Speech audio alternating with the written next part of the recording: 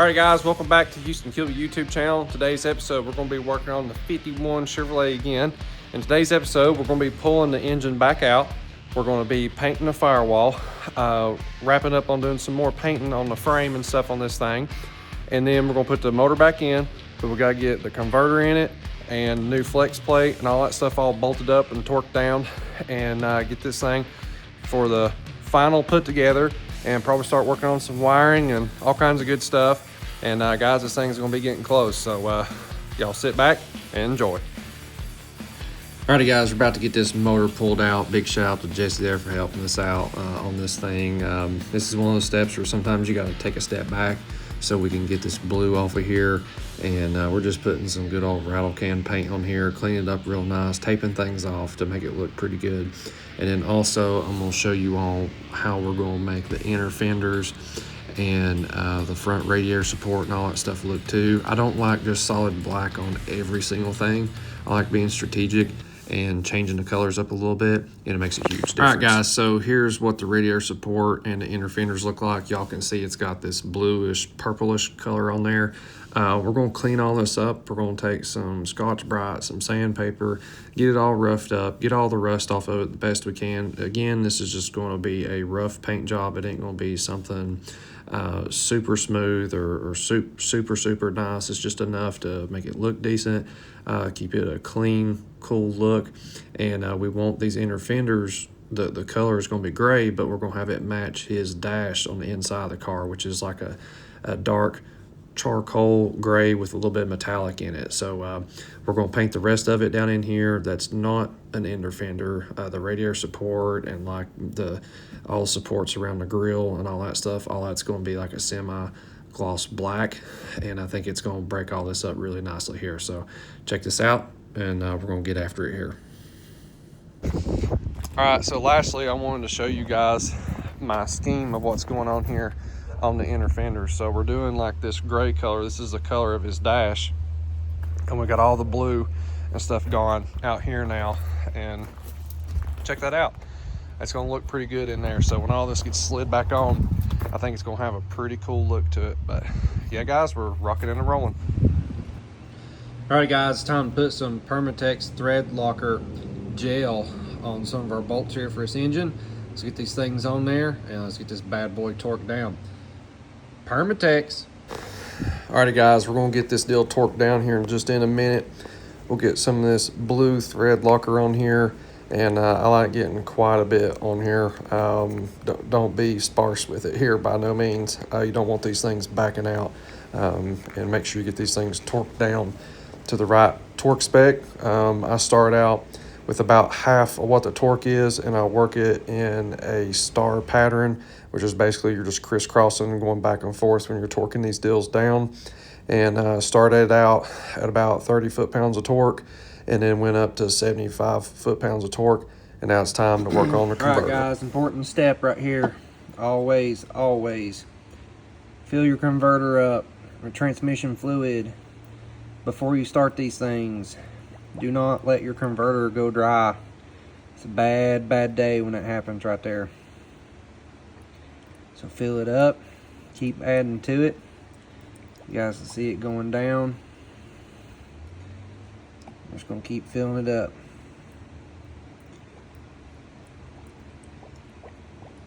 Just like that.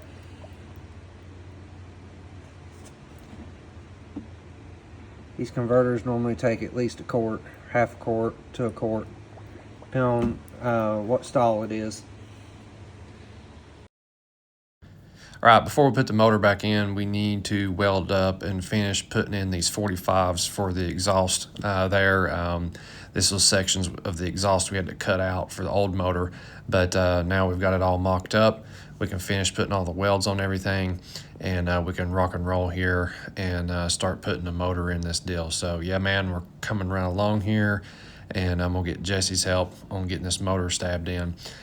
So yeah, man, he's on the Pittsburgh engine hoist there, and we're working as a team getting this thing put back in here, and it's coming along really nicely here. I can't wait to see what all this is going to look like once it's all put together. I think it's going to be a pretty nice little unit here. It's in again. All right, guys. So why did we do what we done? Why did we pull it back out? Why did we put it back in? We had a couple of reasons why we need to do that. You just like doing it. Exactly. Just for fun. Just cause I make sure we pull the motor every time Jesse comes over. Exactly. Every time. No, so we had a plan here, and the plan was this. Number one, we knew the customer wanted to get rid of the blue firewall. They didn't want to do like a professional job or like a gloss super slick finish or anything, just a basic get rid of the blue top deal. Get rid of the blue. So that's what we done.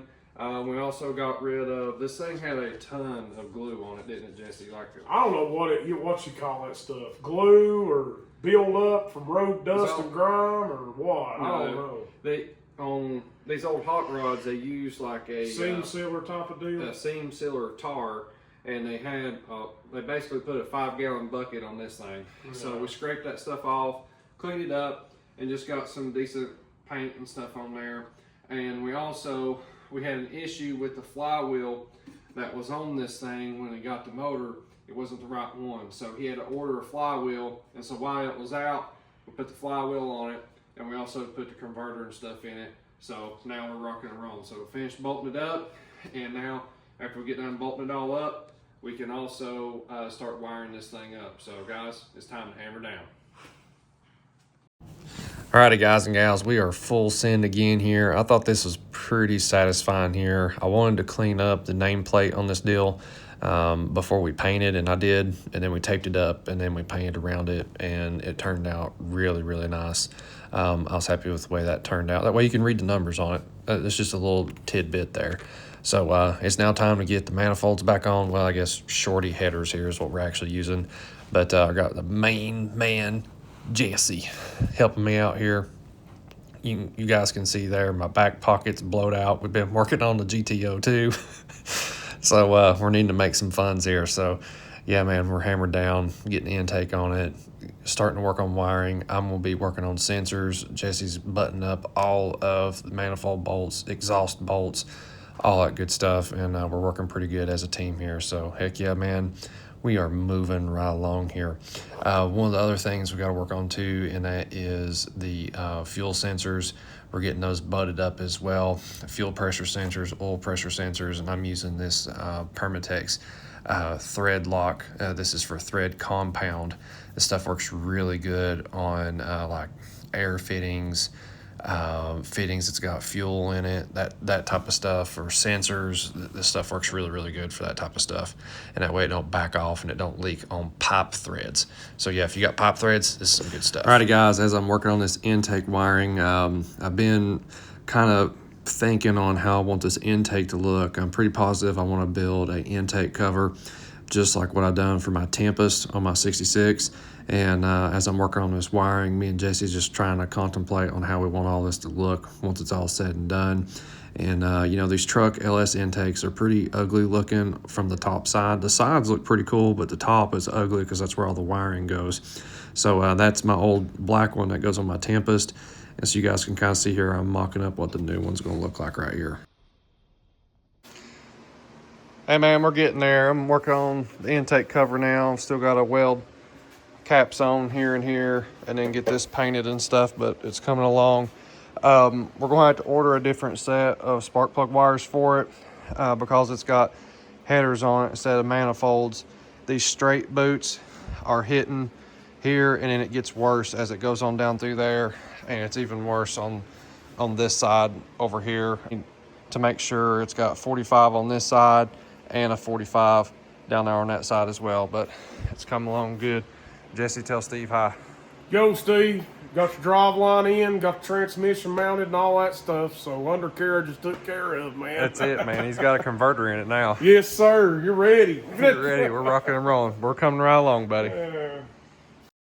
All right, you guys can see here now how this thing's kind of coming together. I'm making some fill-in pieces I'm going to weld up, sand, and smooth over. I'm not going to spend a lot of time on how I make that cover. It's just some sheet metal work that I'm doing. I think it cleans these intakes up pretty nicely.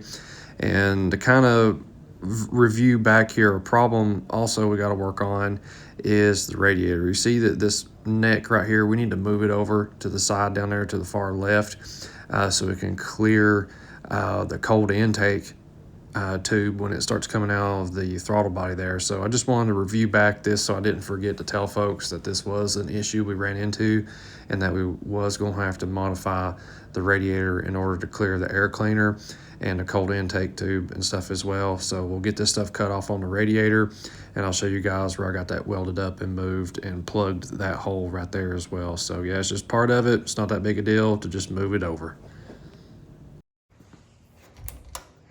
All right, on the outside here, you guys can see we've got an absolute mess out here we're dealing with. This is just part of it. So this car has already had somebody go through the wiring and put an updated fuse block and all that stuff. And this thing actually mounts on the back side of this plate. So somebody put some studs on it and stuff. Somebody else did all this deal right here. So we're working on this and cleaning this up because it was pretty bad. You guys can see a clip a minute ago how bad it was, and I'm already segregating wires out, pulling stuff out of it. We've already pulled some things that ain't even needed in it and stuff. So we got to work on this, get this cleaned up. We're fixing grounds and fixing some issues that we already see, fixing some wiring, going to the ignition switch and stuff. It's messed up, and I know it won't work if we try to fire it up right now. So we're fixing some things. We'll get all that wrapped up. Y'all see a lot of the changes in the next episode on that. I'll let you guys see what that looks like. But if this makes sense, this thing already has this mess right here. This is the existing electric fuel pump that's in the tank right now. So we've got to get relays. And what I'm thinking about doing is we're going to put a relay board on the back of this plate back here, and that's where all the relays will be at, and they'll be in one spot. So all the fuses and all the relays will be right here, and we'll try to clean that up the best that we can. We're not going to go too crazy, but enough to where it can be worked on and maintenance if there's an issue, and get all the wiring cleaned up. You guys can kind of see how all this wiring is coming together now. It's getting cleaned up and looking pretty decent and all that stuff, but we still got a ways to go on that deal. Got the intake cover and stuff made and stuff. I'm playing with different paint schemes on it right now. I'm trying to go with, if you guys can see how it's patinaed and it's got this faded gray coming through the paint and stuff. I'm trying to play with something like that with this thing. If not, I may just do a low gloss finish on it, or a semi-gloss finish on it, and just be done with it. But I'm just playing with it right now to see what I like and what I don't like for the theme of underneath of the hood here. All right, guys, y'all can see I've got a mess in here right now. We're starting to bring wiring into here and all that good stuff.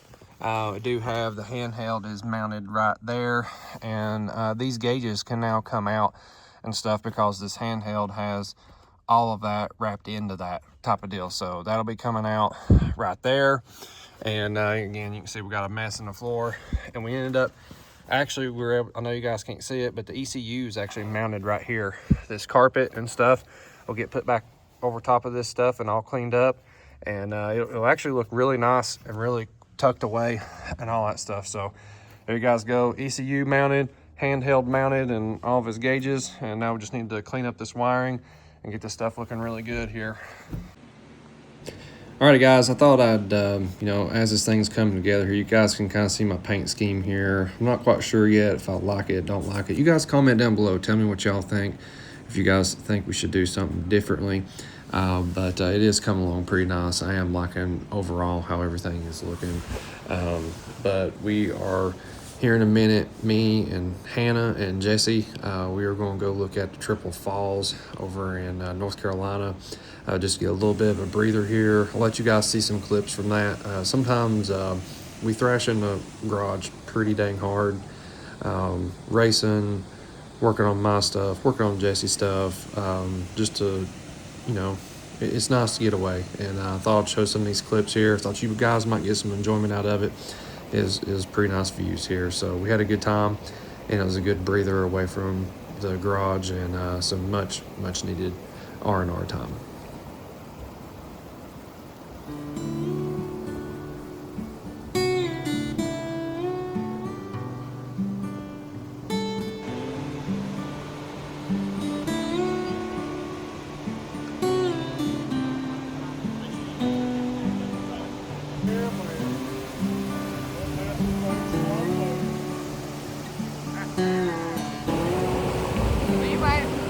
I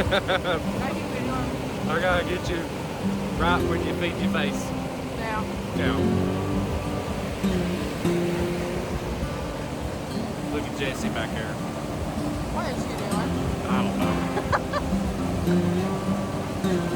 Man. Look at Jesse over there. Oh, son. He just enjoying this daggum waterfall right here. I've got a couple things I like to be around. Hot rods and Mother Nature. There y'all go.